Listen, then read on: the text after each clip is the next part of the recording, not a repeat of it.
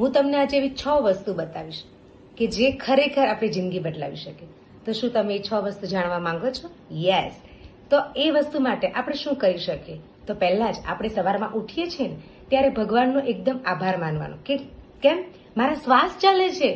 શ્વાસ ચાલે છે એટલે હું ભગવાનનો ખૂબ ખૂબ આભાર માનું. Thank you.